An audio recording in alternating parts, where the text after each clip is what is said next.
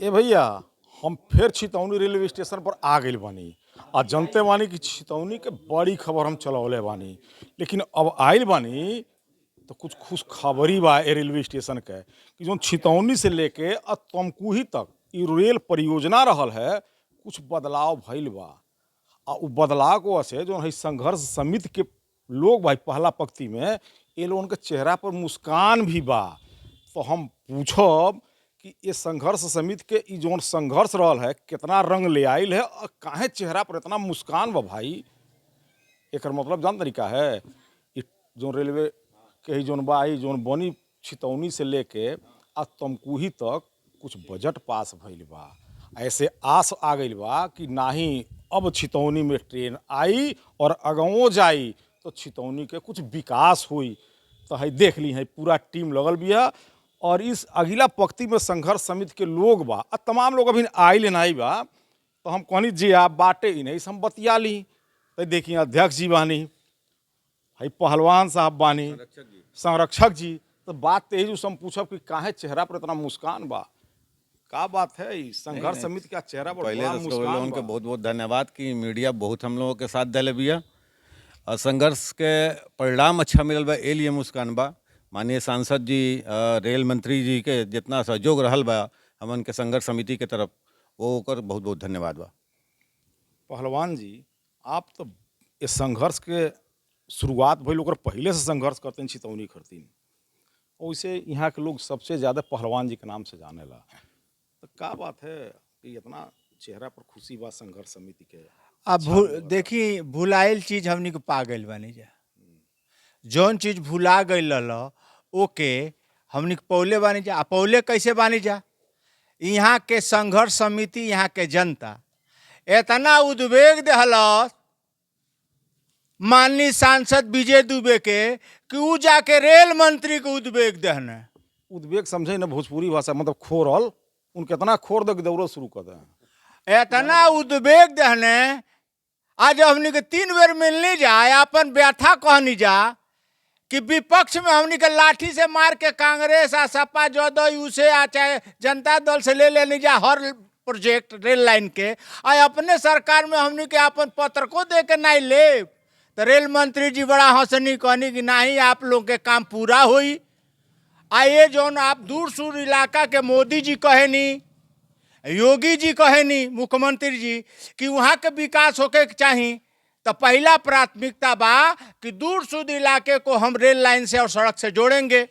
यह कह करके उन्होंने कहा कि मेरे ही नेतृत्व में 5 साल के नेतृत्व में यह रेल बजट मिलेगा और ये ट्रेन चलेगी। आज हमनी के रेल मंत्री जी के बजट मिलने से जो 477 करोड़ 29.5 किलोमीटर मधुबनी तक, पनियावा, छितौनी, जटहा और धनहा, ये 29.5 किलोमीटर बा।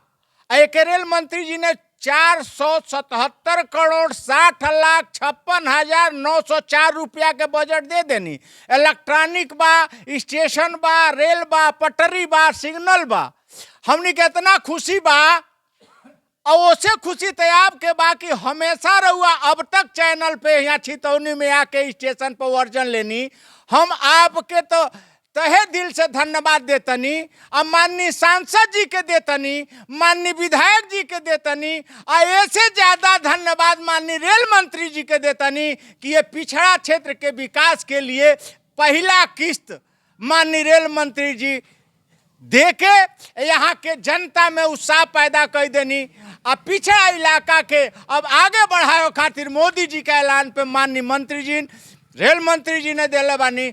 ऐसा रेल मंत्री हमेशा अपने पद पे बनल रहे और हर क्षेत्र के विकास में रेल लाइन चलावे, ये हमार गुजारिश बा। यही शब्दों के साथ हम सबके धन्यवाद ज्ञापित करते हुए अपनी बात समाप्त करते हैं।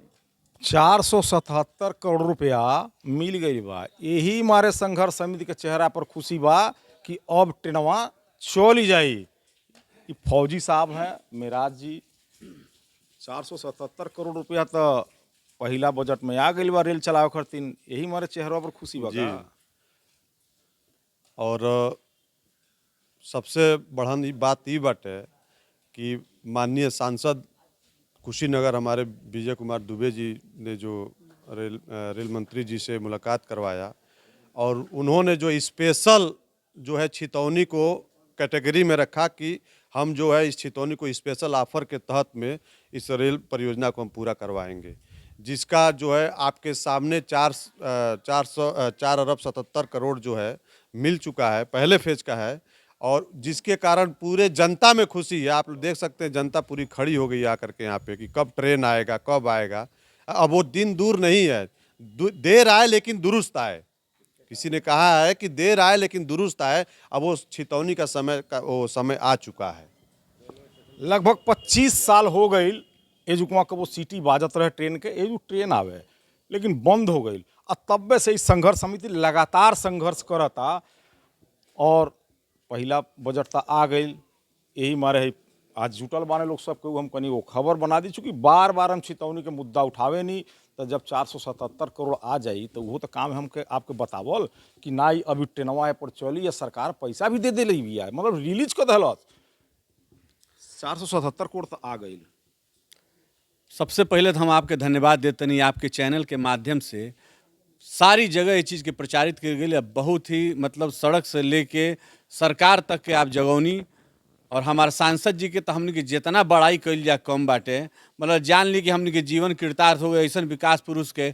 और जनता जनार्दन के बहुत धन्यवाद बा कि ऐसा आदमी के जितावल गई कि वो हमने के परेशानी के समझ के हर तरह से और आपन परेशानी मान के ये रेलवे बजट के इतना लंबा बजट दिवाल गई बा कि अब सबके अंदर ये आशा जग गई बा कि अब ये काम बाकी नहीं रही, ये भरपूर तरीके से पूरा होके हमने के क्षेत्र के विकास हुई। धन्यवाद। ट्रेनवा चल जाइए अब बिल्कुल चल जाए। लगातार 2-4 साल में चल जाए जगह बजट पास हो तरीके। हाँ हाँ बिल्कुल चली। सांसद जी विधायक जी के अथक प्रयास हमने खातिर वरदान साबित होता। हमने के क्षेत्र के विकास हुई, रोजगार मिली। अब ऐसे बड़ा खुशी के बात और का चाहिए। पहला बजट जब आयल है तो का महसूस भइल है? बहुत खुशी का महसूस भइल है। हम लोग सांसद जी को और रेल मंत्री जी को तहे दिल से शुक्रिया करते हैं कि 477 करोड़ जो रुपया दिए हैं, इससे हम लोग एकदम संभावना लग रहा है कि एकदम मतलब काम शुरू हो जाएगा। भैया 477 करोड़ रुपया पहले फेज में पास हो गई बा। कि छितौनी से और तमकुही तक ये जो रेल परियोजना आ रहा है, लगातार संघर्ष समिति जब छितौनी ट्रेन आवत रहल और पनियावा से जब बगहा कट गई तो यहाँ ट्रेन आवल बंद हो गई। तब्बे से छितौनी उजड़े लगल। लेकिन संघर्ष समिति एगो बनल कि ना ही ए पर ट्रेन चलावे के चाही और वो ट्रेन चलौले के संघर्ष समिति लगातार संघर्ष करत रहल, जौने के आज रंग देखे के मिलता कि 477 करोड़ रुपया पास हो गई बा। 477 करोड़ पास हो गई। अब तो लगातार ट्रेनवा की सीटिया छितौनी बाजी जाई। चलना ही है। अब तो पैसा रिलीज हो गया, सारे लोग खुश हैं, सारे जनमानस यहाँ एकदम खुशी की लहर सब में दौड़ रही है। आप लोग हैं, हम लोग हैं, संघर्ष समिति की पूरी टीम है। सांसद जी भी सारे लोगों को बधाई दिए हैं पैसा मिलने पे।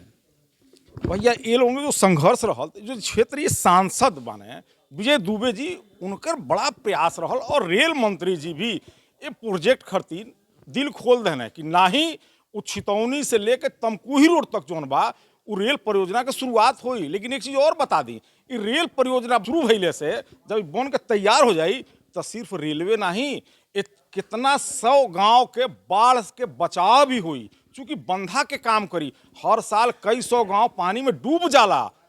अब समझ जाइए जब उन्हें गांव में पानी लग जात हुई, खेत में पानी लग जात हुई, वो परिवार को किसान के का स्थिति होत हुई। लेकिन अगर ये रेल परियोजना जब कंप्लीट हो जाई और पर ट्रेन दौड़े लगी तो सबसे बड़ा चीज कि बाढ़ के बचाव भी है, जौने वजह से वो क्षेत्र के विकास हुई।